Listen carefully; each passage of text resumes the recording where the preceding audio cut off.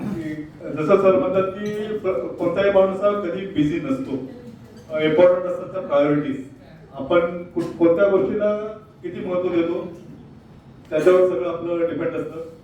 आता मी किती बिझी असेल सगळ्यांना माहितीच आहे. तरी मी सेकंड LDP ला स्टार्टिंग पासून अवेलेबल आहे आणि आलो सुद्धा आणि पूर्ण 2 दिवस अटेंड केलं सुद्धा. किंवा मी नॉर्मली प्रत्येक मीटिंगला असतो किंवा ऍक्टिव्ह पार्टिसिपेंट असतोच. माझं सगळ्यांना तेच सांगणं आहे की आपण कोणीच बिझी नाही आहे. फक्त आपण आपला प्रायोरिटी एकदा सेट केलं की आपण आपल्याला योग्य त्या ठिकाणी आपण योग्य त्या वेळेला पोहोचू शकतो.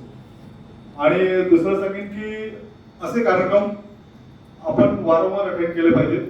मी ज्या वेळेला पहिला LDP कार्यक्रम अटेंड केला तुम्हाला मुद्दामून सांगेन की गेल्यानंतर तुम्ही आज इथून जे काही घेऊन जाणार आहे ना ते अनबिलिव्हेबल असणार आहे.